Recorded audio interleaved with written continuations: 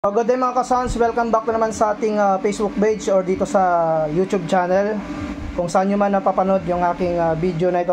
So ngayon bali magsa-soundcheck po tayo dito ng ating apat dito na MCB at saka sinabayan ko na lamang siya dito ng Live Pro 12 na dalawa dahil yung ating L-ported po dito is dalawang piraso pa lamang. So yung gagamitin natin dito na speaker, so ganito yung posisyon ng ating mga speakers. Ayan. So hindi pa kasi kompleto yung apat na L-ported. So ayan, ganyan lang muna yung ating posisyon. So ngayon yung gagawin natin dito, magsa-soundcheck po tayo dito. So pasensya na talaga kung hindi tayo makapag-soundcheck ng original kasi nga kuwan talaga nakaka-copyright talaga tayo mga bossing. So ito na lang, at least mapakinggan po ninyo yung tunog ng bagong sound setup po natin. So yung gagamitin natin na amplifier, so ito yung ating Joson Art 1.5, yung Broadway BX20, Ace LX18, yung Broadway and BX5, saka yung mga processors po natin. Ganun pa rin naman, gamit natin na mixer is yung ating Mecman Pro Audio. So ngayon mag-play tayo ng music po dito para sa ating soundcheck.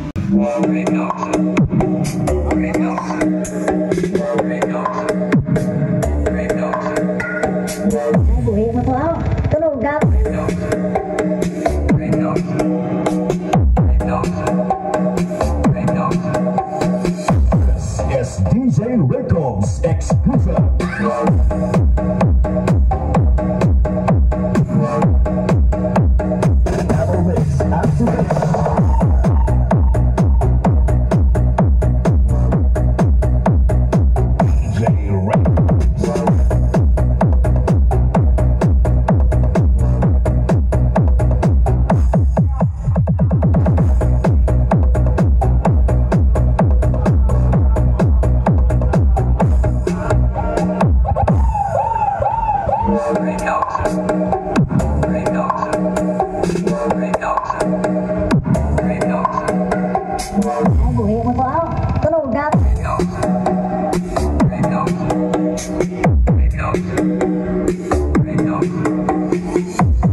Yes, DJ Records exclusive.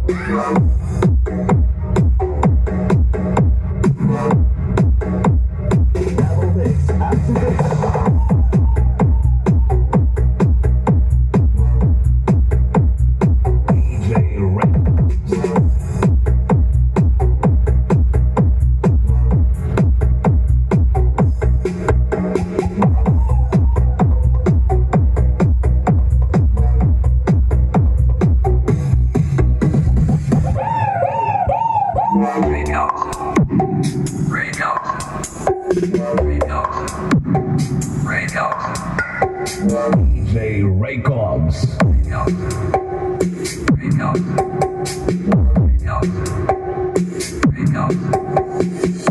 Mix activated.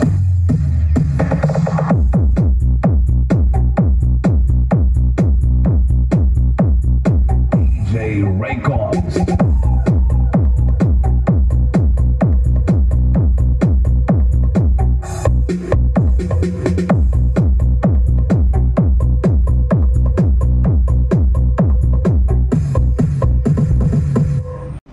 So ito mga ka-sounds, bali magsa-soundcheck po tayo dito ng original music, yung Love Moves, kasi magandang music po ito pang soundcheck. Bali ikakat ko lamang po ito para po hindi tayo makopyright So ayan. Para marinig po ninyo yung tunog po niya. So cut music po ito ikakat ko.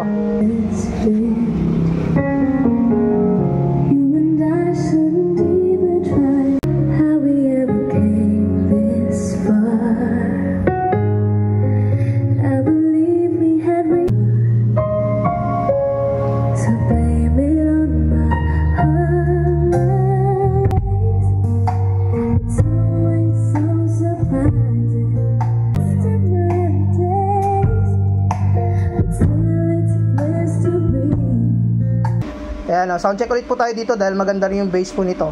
Play tayo yung music. Ayan. Yun.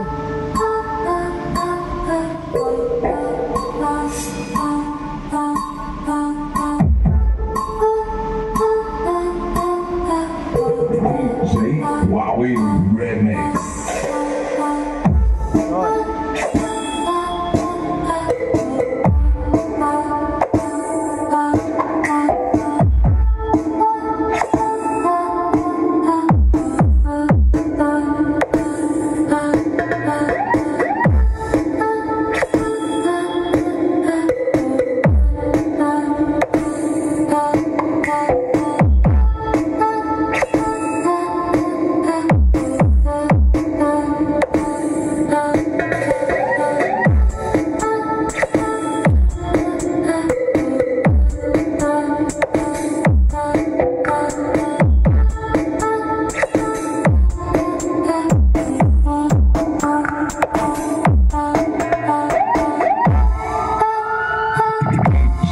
Wowie Remix.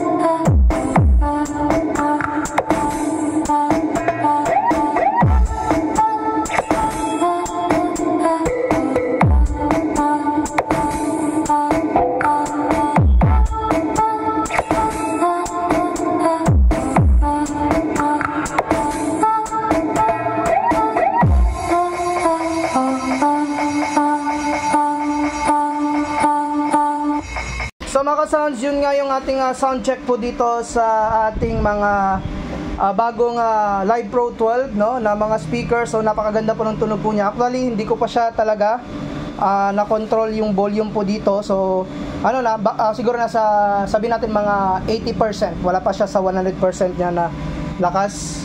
So yan mga ka-sounds, hanggang dito lang muna yung ating video update dito sa ating sound setup.